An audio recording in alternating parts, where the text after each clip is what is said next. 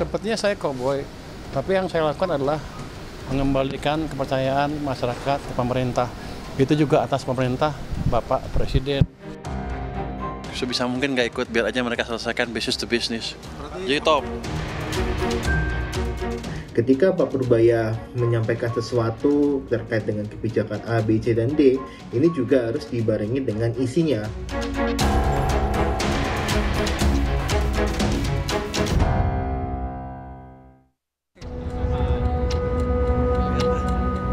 Gaya koboi Menteri Keuangan Purbaya Yudi Sadewa yang ceplas-ceplos dan belak-belakan terus jadi sorotan. Purbaya bilang gaya koboinya adalah instruksi Presiden Prabowo Subianto.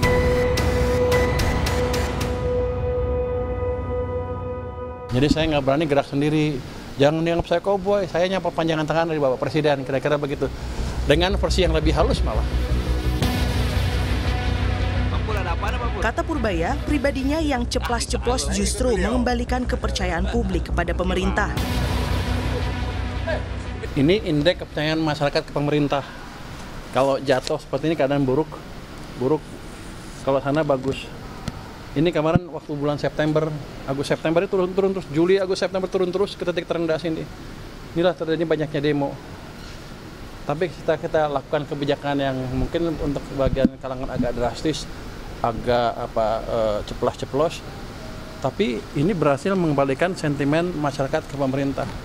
Justru ini levelnya sekarang udah level sama dengan ini, jadi sudah stabil lagi.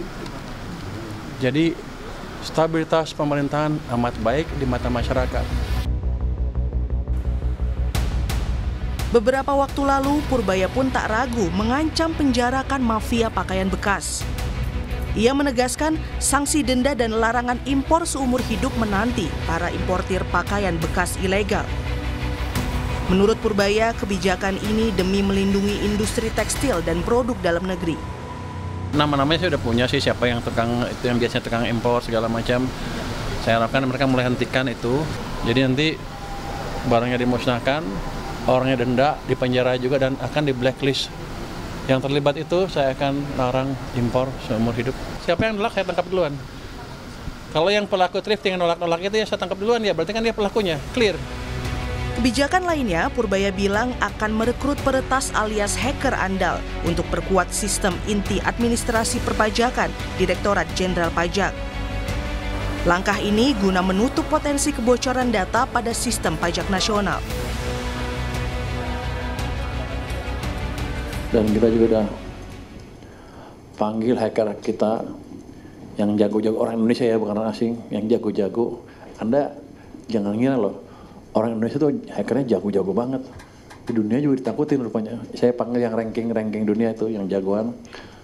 Kita bayar sih, bantuin saya. Jadi sudah dites, sudah lumayan.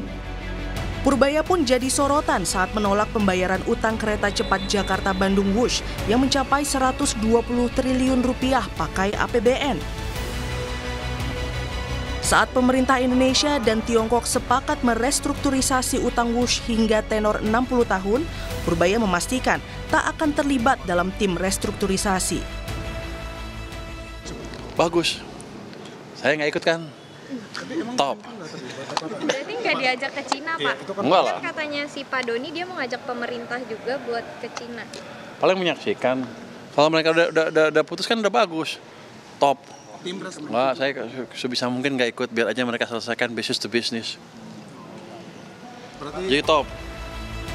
Purbaya juga pernah mengkritisi langkah BPI dan Antara yang menempatkan sebagian dana dari dividen BUMN ke instrumen obligasi pemerintah. Menurutnya, strategi itu kurang optimal dan tidak mencerminkan peran Danantara sebagai lembaga pengelola investasi nasional. Sudah saya sampaikan kenapa, karena kan Danantara terima dividen dari BUMN kan, hampir 90 triliun, 80 triliun, hampir 90 triliun lah. Itu cukup untuk nutup yang 2 triliun bayaran tahunan untuk kereta api cepat. Dan saya yakin uangnya juga setiap tahun akan lebih banyak di situ.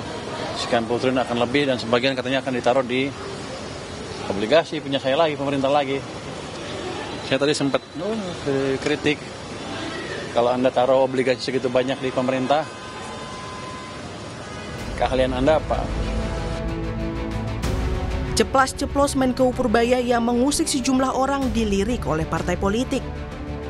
Wakil Ketua Umum Partai Amanat Nasional Edi Suparno menilai Purbaya sekarang jadi tokoh populer karena kinerja dan gaya komunikasinya. Saat ditanya akankah PAN melirik Purbaya untuk ranah politik, Edi melihat Purbaya masih fokus dengan tugasnya mengurus keuangan negara. Saya melihat bahwa Pak Purbaya sekarang ini sedang menjadi media darling, bahkan sudah melampaui popularitasnya di atas KDM yang sebelumnya kokoh berada di tangga media darlingnya publik. Apakah kemudian Pak Purbaya itu menjadi salah satu calon besutan dari PAN untuk kita tarik ke PAN? Ya belum tentu Pak Purbaya juga mau gitu kan. Sebelumnya Purbaya dan Gubernur Jawa Barat Deddy Mulyadi juga sempat saling jawab soal dana pemerintah daerah yang mengendap di bank. Data Kementerian Keuangan dari Bank Indonesia mencatat ada sekitar 4,1 triliun rupiah dana Pemprov Jabar mengendap di bank. Purbaya tak mau berkoordinasi langsung dengan Deddy soal data dana Pemda Jawa Barat dan meminta Deddy langsung cek ke bank. Saya bukan pegawai Pemda Jabar, kalau mau dia periksa aja sendiri. Ya kan? Itu data dari sistem monitoring BI yang dilaporkan oleh perbankan setiap hari kali ya, setiap berapa minggu sekali. Tapi Gubernur Jawa Barat Deddy Mulyadi membantahnya. Deddy menegaskan angka sebenarnya hanya 2,4 triliun rupiah, bukan 4,1 triliun seperti diungkap Kemenkeu. Dana tersebut untuk membayar proyek pembangunan dalam tahap akhir ataupun yang sudah selesai. Uang yang dijabar hari ini itu hanya 2,4 triliun. Nah, saya tanya 2,4 triliun lebih itu untuk apa? Pembayaran yang untuk bulan ini, Pak, itu sekitar 5 triliun. Artinya masih kurang gitu loh.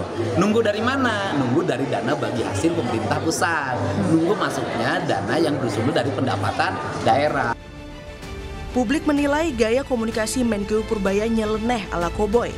Namun warga sangat berharap kebijakan yang dikeluarkan dari gaya Purbaya tersebut pro rakyat. Menteri Keuangan orangnya seperti apa sih, Mbak? Waduh, kalau orangnya seperti apa nih ya? Karena saya ngelihatnya juga dari media sosial, mungkin kelihatannya asik juga ya orangnya. Terus lebih kayak transparan juga. Dari yang aku tonton dan aku baca-baca itu beliau tuh kadang emang suka ngasih statement yang berbeda ya dari menteri lain, kayak agak nyeleneh gitu sebenarnya.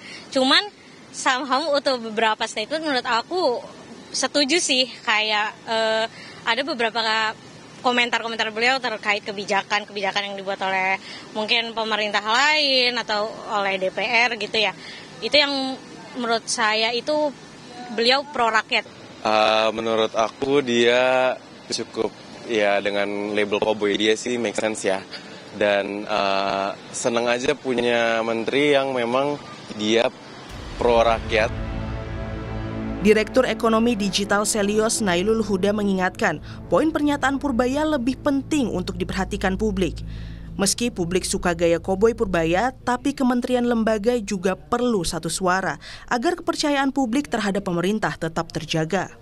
Gaya komunikasi boleh saja koboi, tapi saya rasa sebenarnya adalah isi dari pembicaraan itu yang lebih penting. Pak Purbaya yang cenderung tidak ada remnya ketika ini menyangkut dengan kebijakan sebuah pemerintah, bahwa ketika pemerintah itu tidak satu suara di depan publik, maka yang terjadi adalah ketidakpercayaan bagi pemerintah terkait dengan pembuatan sebuah kebijakan tertentu. Sementara itu, ekonom Ferry Latuhihin belum melihat dampak kebijakan Menko Purbaya. Kinerja Pak Purbaya sejauh ini seperti apa menurut Anda? Saya belum melihat hasilnya, Mas. Ya kan walaupun beliau bilang katanya konsumsi naik, setelah 200 triliun dikucurkan ke Himbara, konsumsi naik menjadi 5,68%, masa bisa secepat itu, sedangkan kita lihat indeks kepercayaan konsumen itu turun loh di bulan September. Kan ini sama sekali kontradiktif ya, mana mungkin sih uang ditaruh di bank lantas dalam satu hari besokannya udah ngucur menjadi kredit, itu sama sekali tidak mungkin. Sejak dilantik 8 September lalu, Menkeu Purbaya telah membuat berbagai pihak terusik oleh gaya komunikasinya yang unik. Meski demikian, publik menanti hasil nyata kinerja Menteri Keuangan Purbaya yang berjanji meningkatkan pertumbuhan ekonomi negara, bukan cuma kata-kata. Tim Liputan, Kompas TV.